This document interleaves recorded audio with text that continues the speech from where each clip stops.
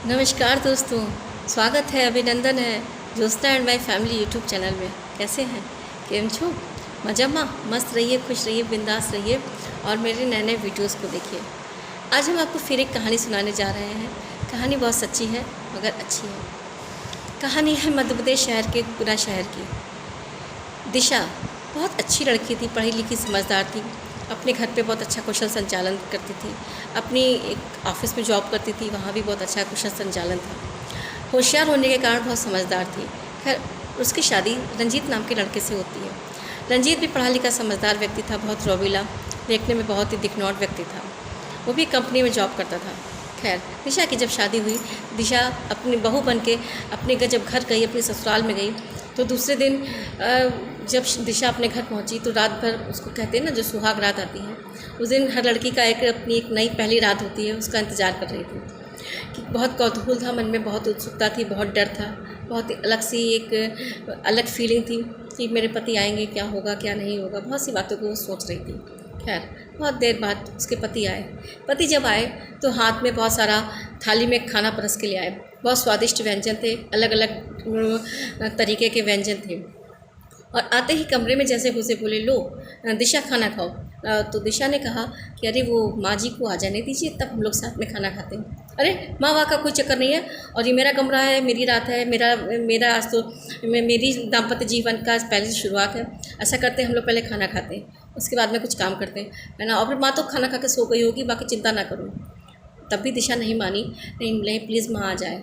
नहीं, कह दिया ना, माँ नहीं आ पाएगी, माँ जो है वो अपने कमरे में सो गई, माँ का इंतज़ार नहीं करते, खाना खा लेते हैं। दिशा नहीं मानी। दिशा भी थोड़ा सा जिद्दी स्वभाव की थी। दिशा ने कहा नहीं, माँ आ जाए, माँ के बिना मैं नहीं खाना खाऊंगी। बात जरा सी थी, बात बढ़ती चली गई। सारी रात झगड़ा होता चला गया। जरा सी बात पे बात बढ़ती चली गई, इतनी बात बढ़ गई कि आखिरकार डिवोर्स की नौबत आ गई। दूसरे दिन दोनों ने एक दूसरे से डिवोर्स ले लिया।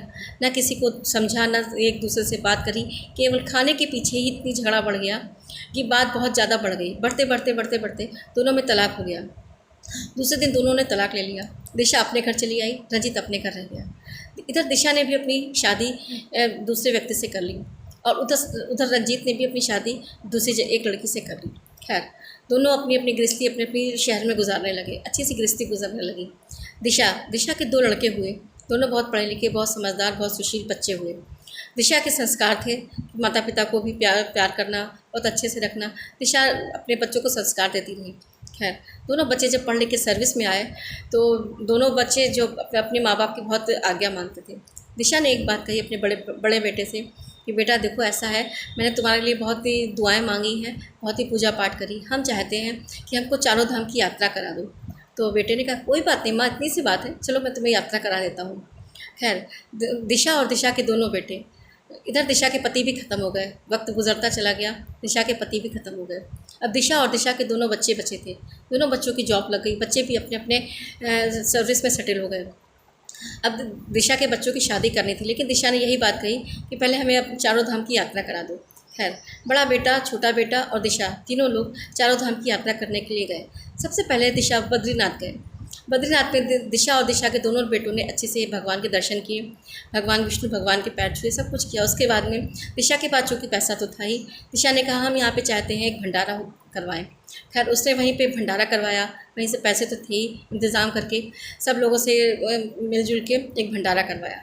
भंडारा में बहुत से लोगों ने अपना प्रसाद लिया, लोग प्रसाद ले रहे थे, लोग आ रहे थे जा रहे थे, पूरी सब्जी और खीर और सबका यही प्रसाद हो रहा था। सब लोग आराम से प्रसाद ले रहे थे।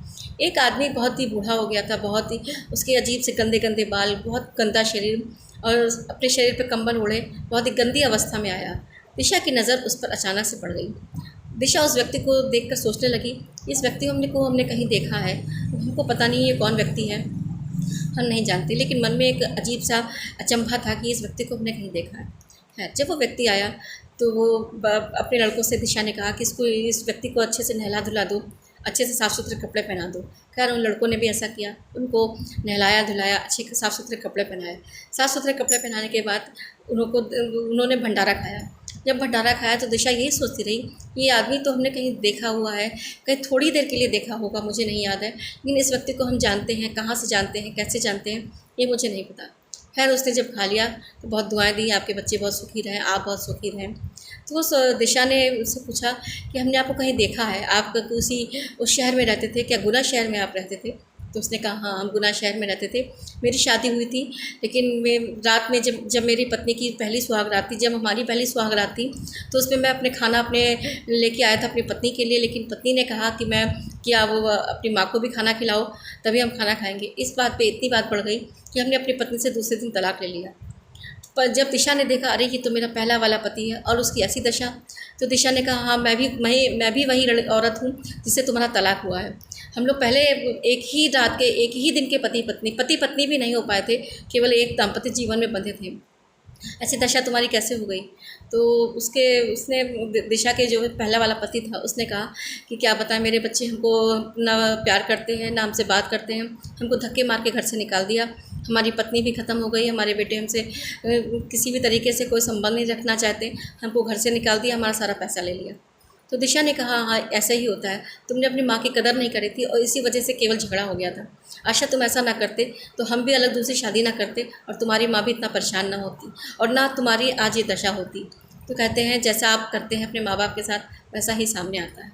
तो कोशिश करिए, अच्छा करिए, अपने माँ बाप की इज़्ज़त करिए, प्यार करिए, क्योंकि वो आज हैं तो एक साया है, वो आज हैं तो हम पर एक रहमत है, वो आज हैं तो उनकी दुआएं हैं जिससे हम चल रहे हैं। कल को हम भी बुज़ुर्ग होंगे, क्योंकि माँ बाप तो हैं, कल को बुज़ुर्ग होंगे तो ऐसा ना हो कि वही कंडीशन या वही सब हमारे साथ हो। ज़िंदगी हमेशा चेहरे याद रखती है।